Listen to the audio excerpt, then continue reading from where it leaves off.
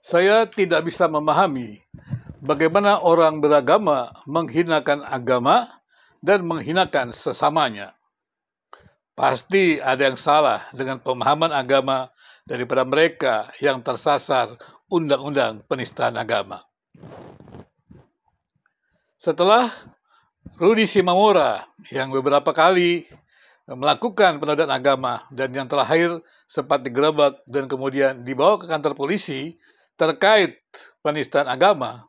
Hari ini saya membaca di media dan juga mendapat laporan daripada video-video YouTube bahwa ada seorang yang bernama Agatha kembali tersasar penistaan agama.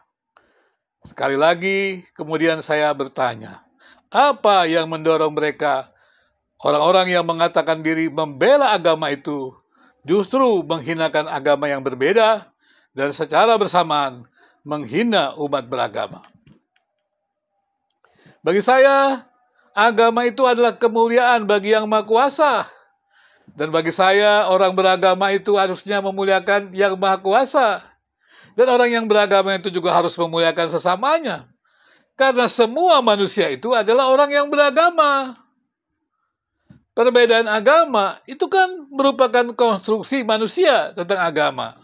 Perbedaan wahyu, perbedaan kepercayaan karena sumber kitab suci, itu juga kan karena iman yang mereka percayai kepada agama-agama itu.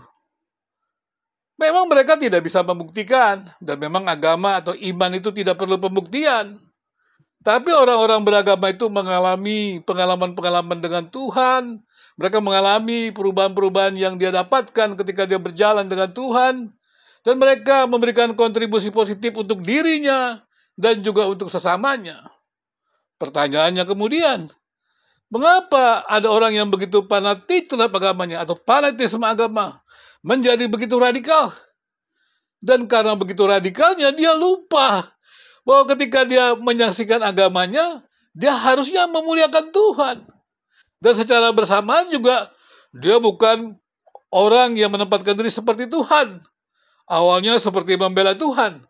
Padahal tidak membela Tuhan, mereka hanya memposisikan dirinya sama dengan Tuhan. Bukankah itu menghinakan Tuhan? Dan kemudian, kenapa juga menghinakan sesamanya? Itu berarti ada yang salah dari cara-cara beragama tersebut. Tak ada yang salah dengan agama.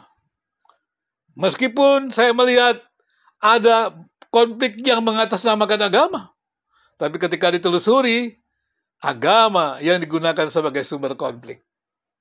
Ekonomi, politik, memakai agama. Politisasi agama menghebohkan banyak pemilu kada. Kenapa? Karena ekonomi, politik digunakan untuk memicu konflik. Dan itu bukan untuk kepentingan agama. Itu untuk kepentingan individu. Untuk kepentingan komunitas tertentu. Untuk harapan-harapan tertentu yang bukan memuliakan agama. Sekali lagi, saya harus mengatakan, tak masuk akal kalau orang-orang yang mengatakan diri beragama itu kemudian menistakan agama yang berbeda. Bukankah agama itu bersumber dari Yang Maha Kuasa? Ketuhanan Yang Maha Esa, sila pertama dari Pancasila menjelaskan bahwa manusia Indonesia adalah manusia beragama. Manusia Indonesia adalah manusia yang percaya kepada Tuhan. Dan Tuhan yang mereka sebut Tuhan itu dalam ungkapan agama mereka diterima. Artinya adalah semua agama dan kepercayaan di Indonesia ini legal, diterima, dan tidak boleh saling menghinakan. Tidak boleh menistakan agama lain.